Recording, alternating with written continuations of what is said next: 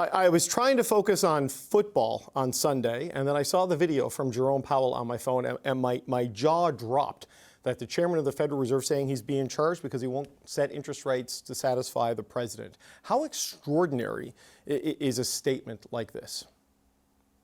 Mate, it's extraordinary enough you should have stopped watching football. I'm not going to say it's unheard of. It's unheard of in the United States. And let's cut through a lot of the lawyerly talk and go to exactly what happened, which is basically Trump is threatening the Federal Reserve chair with jail time.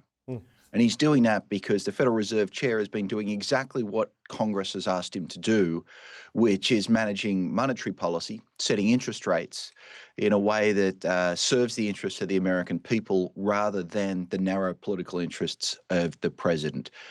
We've never had something like that in the United States. Now, let me also put it in the broader context. Yes, this has happened in the world before, that a political leader has threatened the governor of the central bank with criminal charges. That's happened in Argentina. It's happening in Venezuela. It's happened in Russia. It's happened in Zimbabwe. And now the United States proudly gets to join that club of economic success stories. The investigation, it centers on whether Jerome Powell lied to Congress over the renovation of the new headquarters they're building. Now, if cost overruns were a criminal offense, there wouldn't be a politician in the Western world who wasn't in jail. So how substantive do these allegations appear to be that it was dishonest and deceitful? The answer here is to not even talk about them. They're nonsense on their face.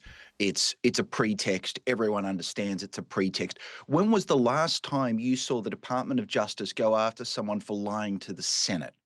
People lie in front of the Senate all day, every day, and everything that Powell said in front of the Senate was a matter of public record, and no one has yet found a lie. Let's not pretend this is anything other than the president threatening to jail the chair of the Federal Reserve Board, but finding just a clever enough way that the media have to report it as if something else is going on. Do you think that's what's happening, though? I mean, the coverage seems to be, in my read of it, largely in line with kind of what you're saying, that this isn't a... I mean, Jerome Powell has two mandates, right? Price stability and maximize employment and set interest rates based on those targets, based on the economic data. And now it's basically a pressure job for the president, who's gone after members of the board of the Federal Reserve and stripped away some of their ability through executive order to regulate Wall Street, if I'm remembering it correctly. Do you think people are seeing it as, well, maybe he did something wrong, or this is another example of the state being used to target enemies? Oh, there's not a person alive who's outside of the White House who believes this is anything other than using the machinery of government to try to bully the Federal Reserve chair. There's an important note here which has made it really easy to tell. The Department of Justice didn't go public with this. The Department of Justice subpoenaed the Federal Reserve Board. And at that point, Jay Powell decided that the general public deserved to hear what it was the Trump White House was trying to do under the veil of, or in the darkness. Right. So Powell told his story, and we've heard his story. And that story is one that says the White House is threatening to jail the Fed chair. Well, it continues this pattern that we've seen with the former FBI director, James Comey, with the New York Attorney General, Letitia James, who were charged but had those charges thrown out by judges. And, you know, in the normal course of law enforcement, as a crime has been committed and then the hunt begins for the suspect, what seems to be happening now is they're given the suspect and then the hunt begins for a crime. It is the inversion of how it's supposed to go. Yeah, this is the Department of Justice, which used to be an independent agency that was meant to serve the interests of justice, becoming a Department of Injustice, the Department of Vengeance, of doing the president's bidding, of lawfare, of using the law to try and intimidate individuals. And I want folks at home to think for a moment what it feels like to open a letter that says we're thinking about criminal charges against you.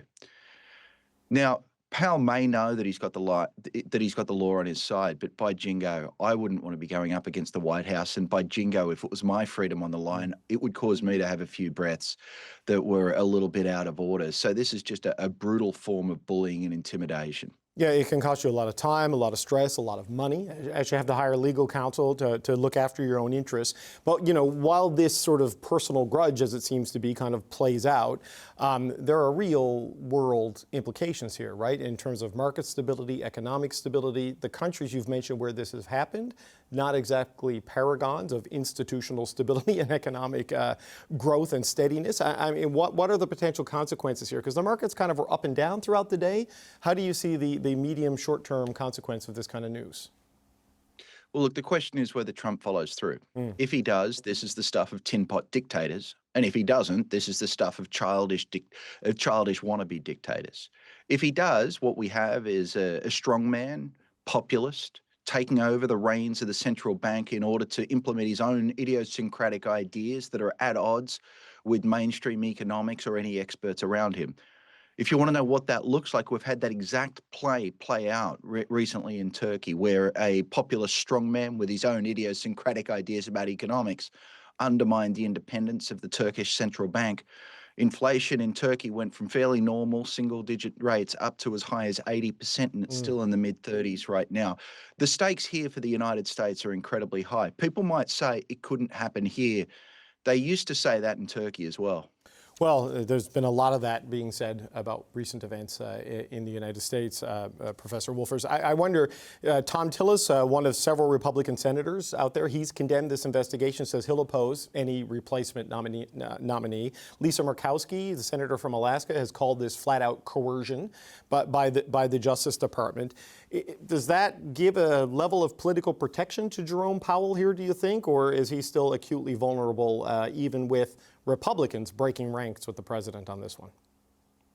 Look, it's not Powell that we particularly care about at this moment. Chair Powell's term ends in April. What we care about, or May, what we care about is the future of American monetary policy. Will it be in the best interest of the American people, or will it be taken over by the White House? It's good to hear that there are two Republican senators who think it's a bad idea for the president to unilaterally steal a power that Congress gave to the independent Fed. But there's still a whole lot more Republican senators who are missing or who are quiet right now. And, now's a moment for courage. And the thing that Powell did, and he did so effectively, is he talked directly to the American people. He's taking his case directly out there and saying, is this how you want monetary policy run? And let me just have fun with you for a moment. We've had two people really show some genuine courage in the face of the president, and both of them are economists. Of course, I'm thinking about your own Mark Carney, and now I'm thinking about Jay Powell. And I just love to see folks from my tribe showing a little bit of spine, and hopefully they can show the sort of leadership that the business community has completely refused to show. I've never done any graduate level economics. Is that part of the curriculum that you teach people how to do this? Is this part of the syllabus in master's level theory, or how does it work?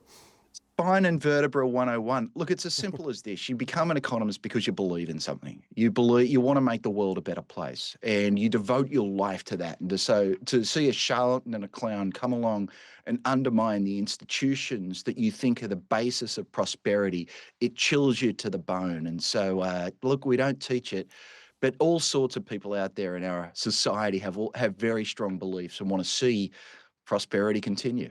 But just as a final point, Professor, Jerome Powell may have the courage and the strength to resist this, but as you say, his term expires rather soon. There's no guarantee whoever comes next can or will. So where does that leave the integrity of U.S. monetary policy, and what sort of a vulnerability does that leave for the economy over the next 12 months? It's intensely vulnerable. It's not about the next 3 months. It's about the next 30 years. The question is, are we going to allow the president to appoint a successor to Powell in May, who is a toady who will simply do what the White House demands?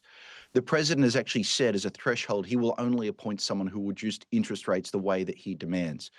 So the pressure now is all about either the president could wake up and decide he wants to run the economy in the best interest of the American people, or the Senate can hold his feet to the fire and refuse to confirm a Trump toady. And so it's really just doubled, tripled, quadrupled the stakes around that next appointment. Justin Wolfers, Professor of Public Policy and Economics at the University of Michigan. Good to have you on the show again today, sir. Thanks for being here. A pleasure.